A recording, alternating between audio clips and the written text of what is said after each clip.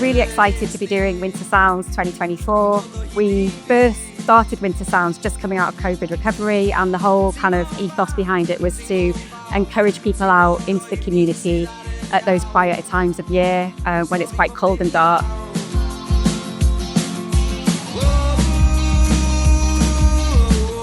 Manteision gigs y Gaeaf ydy rhoi cyfle I pobl ifanc I perfformio ar llwyfan ac hefyd I rhoi gigs yn llefydd, does na ddim gigs fel arfer, a just rhoi manteision i'r cymuned I bobl cael perfformio, cael ymuno, mae yna rhywbeth I bawb.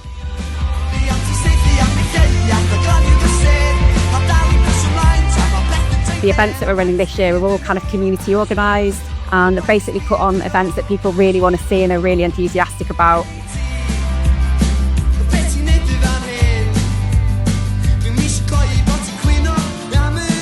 Well, I think it's important that we all get together and celebrate Welsh music, really, as much as anything. I'm an English person living in Wales, been here 25 years now, I'll never go home, and it's the Welsh culture, the language and the music that keeps me here. It's just great, you know, and it's nice to be a part of it.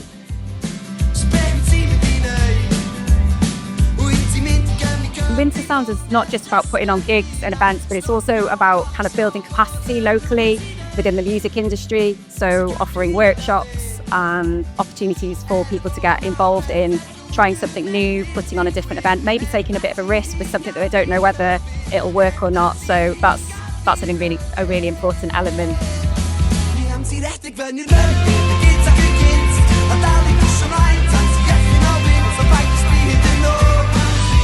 I think it has made a difference to the community because I think it's been a real spotlight for us. So they've come to use the hall more, so in actual fact it's improved their well-being.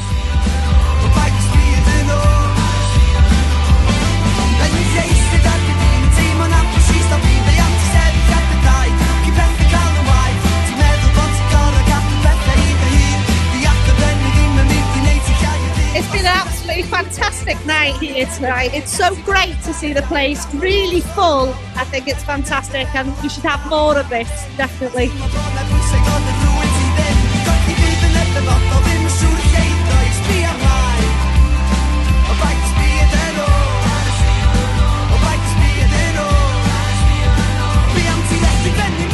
Safon gwych, pawb di mwynhau, pobl o bob oedran yma, ac gan I obeithio fod yna gyfle I cael fwy o nosweithiau fel hyn yn y dyfodol.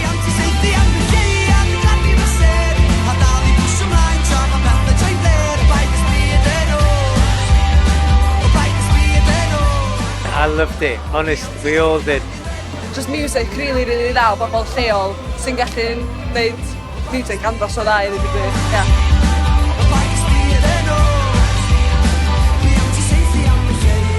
Diolch gigs y Gaea, class night unwaith eto. Crashing night arall, diolch yn fawr iawn I gigs y Gaea.